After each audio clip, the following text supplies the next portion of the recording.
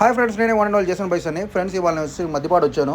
So Maddipadu flyover ఆపోజిట్లో ఉన్న గణేష్ విగ్రహాల తయారీ కేంద్రం దగ్గర ఉన్నాను ఫ్రెండ్స్. ఇదే ఫేమస్ మద్దిపాడు గణేష్ విగ్రహాల తయారీ కేంద్రం ఫ్రెండ్స్ లోపలికి వచ్చాను. సో ఇక్కడ గణేష్ టెక్స్టైల్స్ అయితే కొన్ని రెడీ అయినాయి, కొన్ని రెడీ అవ్వాల్సి ఉన్నాయి. సో వర్క్ అయితే జరుగుతుంది. సో ఒక వారంలో రెడీ అవుతాయి అనుకుంటా.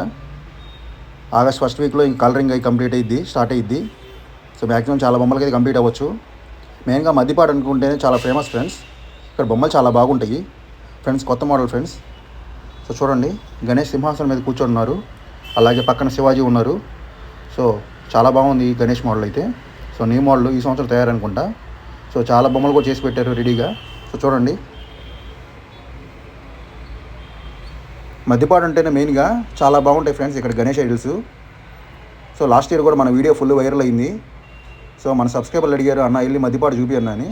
సో నేనైతే రావడం జరిగింది. సో ఇక్కడ కొన్ని బొమ్మలు అయితే రెడీ అయినాయి, ఇంకొన్ని అయితే రెడీ అవుతున్నాయి.